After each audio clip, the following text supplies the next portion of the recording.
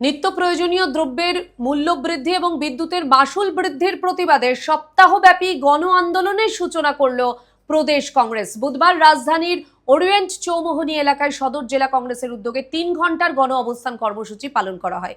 এই কর্মসূচি থেকে সাধারণ মানুষকে ঐক্যবদ্ধ হয়ে আন্দোলনে সামিল হওয়ার আহ্বান জানান কংগ্রেস নেতৃত্ব। নিত্য প্রয়োজনীয় দ্রব্যের লাগাম ছাড়া মূল্যবৃদ্ধি এবং বিদ্যুতের মাশুল বৃদ্ধির প্রতিবাদে বুধবার থেকে সপ্তাহব্যাপী গণ আন্দোলন শুরু করেছে প্রদেশ কংগ্রেস। এরই অংশ হিসেবে রাজধানীর ওরিয়েন্ট চৌমোহনী এলাকায় সদর জেলা কংগ্রেস কমিটির উদ্যোগে আয়োজিত হয় 3 ঘন্টার গণ অবস্থান কর্মসূচি। কর্মসূচিতে প্রদেশ কংগ্রেসের নেতৃত্ব, বিভিন্ন শাখা সংগঠনের প্রতিনিধি, কর্মী ও সমর্থকরা অংশ নেন। গণ অবস্থান কর্মসূচিতে বক্তব্য রাখতে গিয়ে প্রদেশ কংগ্রেস নেতা সুশান্ত চক্রবর্তী অভিযোগ করেন, নিত্য প্রয়োজনীয় পণ্যের মূল্যবৃদ্ধিতে সাধারণ মানুষের জীবন দুর্বিষহ হয়ে উঠেছে। বাজারের মূল্য নিয়ন্ত্রণে প্রশাসন কার্যকর ভূমিকা পালন করতে ব্যর্থ হয়েছে বলেও তিনি দাবি করেন।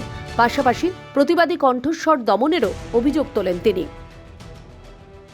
দেশের অবস্থান এমন জায়গায় গিয়ে পৌঁছেছে, এই দেশকে রক্ষা করতে হলে এই সরকারকে যেন তেন প্রকারে এই সরকারকে দেশের মৎসর থেকে হটাতে হবে, না হলে দেশের মানুষ শান্তি পাবে না।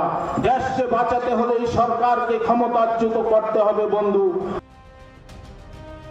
কংগ্রেস নেতৃত্ব জানিয়েছে এই আন্দোলন 1 সপ্তাহ ধরে চলবে। প্রথমে জেলা সদরগুলিতে কর্মসূচি পালন করা হবে, এরপর মহকুমা সদর ও বিভিন্ন জনবহুল এলাকায় গণ অবস্থান এবং প্রতিবাদ কর্মসূচির আয়োজন করা হবে। দলের দাবি, মূল্যবৃদ্ধি রোধে কার্যকর পদক্ষেপ গ্রহণ করা না হলে আগামী দিনে আন্দোলন আরও জোরদার করা হবে। ত্রিপুরা থেকে দেবাশিস বসুর রিপোর্ট, সিএন ত্রিপুরা।